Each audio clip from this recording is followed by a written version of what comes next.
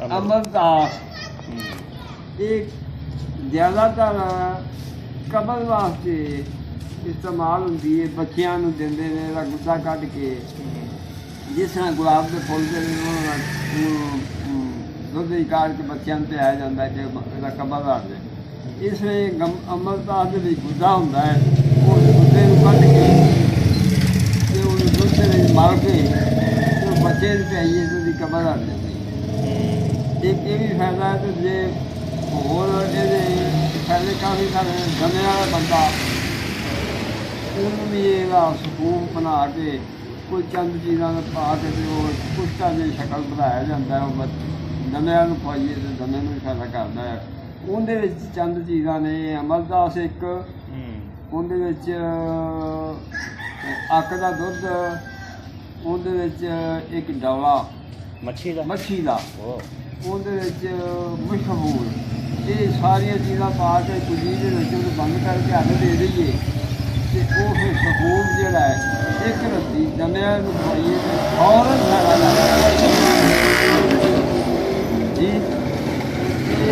होर चंद कई लोग महाराज उन्हें का मुख्त की गल है कि यदा कावा बना के ते बुखार जो सफरावी बुखार होए तो उन्होंने कावा पियाया जाए तो वो कबल हट जाती है, वह मिर्दा साफ हो जाता है, सफरावी बुखार उतर जाता है।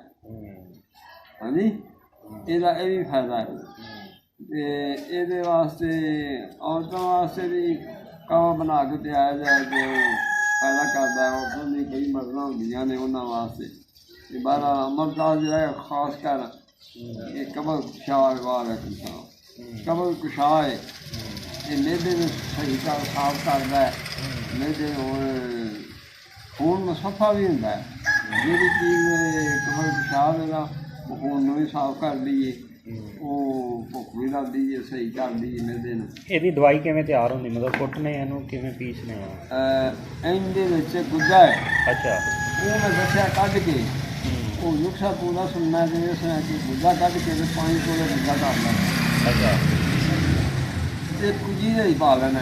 ਅੱਛਾ, 5 ਤੋਲੇ ਗੁੱਦਾ ਅਮਰਦਾਸ ਦਾ, ਇੱਕ ਤੋਲਾ ਮਸ਼ਹੂਰ, ਇੱਕ ਡੌਲਾ ਅੱਛਾ ਮੱਛੀ ਦਾ ਜਿਹੜਾ ਕਿ ਅੱਧ ਪਾਦਾ ਸ਼ਕਲ ਬਣਨ ਦਾ ਹੋਵੇ। ਅੱਛਾ, ਉਹਨੂੰ ਹੀ ਧਰ ਦੇਣਾ ਤੇ ਉਹਦੇ ਉੱਤੇ ਅੱਕ ਦਾ ਦੁੱਧ ਦੇਣਾ ਕਿ ਹੋਣਾ ਹੈ ਕਿ ਉਹ ਚੀਜ਼ਾਂ ਸਾਰੀਆਂ ਆਪਣੇ ਦੁੱਧ ਦੇ ਵਿੱਚ ਗੁੰਮ ਹੋ ਜਾਣ। ਅੱਛਾ, ਉਹਦੇ ਉੱਤੇ ਢੱਕਣਾ ਧਰ ਕੇ ਥੋੜ੍ਹੀ ਜਿਹੀ ਮਿੱਟੀ ਲਾ ਕੇ ਤੇ ਉਹਨੂੰ 5-10 ਗੁਣਾਂ ਦੇ ਵਿੱਚ ਅੱਗ ਦੇ ਦਿੱਤੀ ਹੈ। ਉਹ ਫਿਰ ਸਫੂਫ ਜਿਹੜਾ ਹੋਵੇਗਾ, ਸਫੈਦ ਚਿੱਟਾ ਹੋ ਗਿਆ ਹੋਵੇਗਾ, ਉਹ ਪੀ ਕੇ ਬਾਰੀਕ ਕਰ ਦੇਣਾ ਤੇ ਉਹਦੀ ਇੱਕ ਰੱਤੀ ਮਨੱਕੇ 'ਚ ਪਾ ਕੇ ਦਮੇ ਵਾਲੇ ਨੂੰ ਖਵਾਓ ਸਾਰਿਆਂ ਨੂੰ।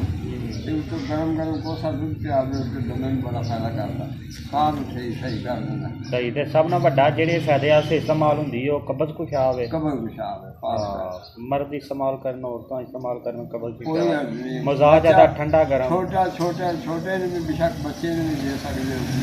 ਇਹਦਾ ਮਜ਼ਾਜ ਗਰਮ ਹੁੰਦਾ ਹੈ, ਗਰਮ ਠੰਡਾ ਨਹੀਂ ਹੁੰਦਾ। ਕਬਲ ਕੁਸ਼ਾਹ ਕੋਈ ਚੀਜ਼ ਨਹੀਂ ਹੁੰਦੀ, ਇਹ ਗਰਮ ਹੁੰਦੀ ਹੈ। ਹਾਂਜੀ, ਤੇ ਕੋਈ ਇੱਕ ਦੋ ਚੀਜ਼ਾਂ ਹਨ ਐਸੀਆਂ ਜਿਹੜੀਆਂ ਠੰਡੀਆਂ ਨੇ, ਜਾਂ ਉਹਨਾਂ ਨੂੰ ਠੰਡਿਆ ਕੀਤਾ ਜਾਏ। ਇਹ ਕਿ ਇੱਕ ਕੋਈ ਚੀਜ਼ ਹੈ ਉਹਨੂੰ ਤੁਸੀਂ ਗਰਮ ਕਰਕੇ ਪਿਆਓਗੇ, ਗਰਮ ਹੋ ਗਈ, ਉਹ ਘੋਟ ਕੇ ਪਿਆਓਗੇ, ਠੰਡੀ ਕਰਕੇ ਪਾਣੀ ਪਾ ਕੇ ਘੋਟ ਕੇ ਪਿਆਓਗੇ, ਠੰਡੀ ਹੋ ਜਾਏਗੀ। ਉਹਦੀ ਤਸੀਰ ਨੂੰ ਬਦਲਣ ਵਾਸਤੇ ਇਸ ਤਰ੍ਹਾਂ ਹੋ ਸਕਦਾ। ਬਹਰਹਾਲ ਇਹ ਗਰਮ ਹੈ, ਠੰਡਾ ਨਹੀਂ। ਚਲੋ।